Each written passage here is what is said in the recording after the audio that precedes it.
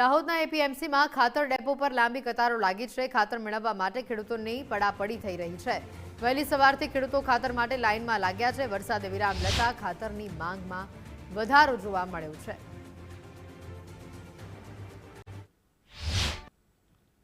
ભૂખ્યા ચર્યા ટીંગાઈ રહ્યા છે તો ખાતર મળતું નથી। આમાં મકાઈ આટલી થઈ ગયા, ખાતર અત્યારે માંગી રહી મકાઈ તો પછી પાછળથી ખાતર શું કામનું અમારે? હવે મકાઈને કોઈ અર્થ પાછળથી ખોરાક આપવાનો કોઈ અર્થ કરો તો અમે આ ભૂખ્યા ચર્યા ટીંગાઈ 5 વાગ્યાને આવીને પડ્યા, કોઈ નથી મળતા તો હવે શું કરવાનું એમાં? અને અમે કેટલાય દિવસથી અમે ખાતર માટે વલખા મારી રહ્યા છે તો અમને અમારા કોઈ નેતા કોઈ અમે દેખતા જ નથી। અને અમારા ખેડૂતોનું શું, અમે આટલા દિવસોથી અમે ના પાણી પીએ ના કંઈ પીએ, કેમ અમે લાઈનમાં લાગી છે સર, અને અમારી સામે કોઈ દેખતા નથી તો ખેડૂતો સામે કેમ અન્યાય થઈ રહ્યો? યુરિયા ઇનફ છે। આજે 27 મેટ્રિક ટન મારા ત્યાં આવેલું છે, ઇનફ છે યુરિયા। એ તો લાઈનો લાગે છે પણ યુરિયા છે, મળી રહે છે લોકોને અને રોજ ગાડીઓ આવતી જ રહે છે।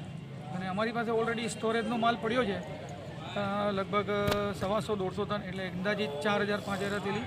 પણ સ્ટોરેજનો માલ છૂટો નથી થયો। ધીમે ધીમે જેમ જેમ જે દિવસે ગાડી નહીં આવે એ દિવસે ગાડી સ્ટોક છૂટું થશે એ ખેડૂતોને માલ મળી જશે। ખેડૂતોને એટલી જ અપીલ છે કે યુરિયા ઇનફ છે, લોકોના ભ્રમમાં ના રહે અને યુરિયાનો જથ્થો ઇનફ છે।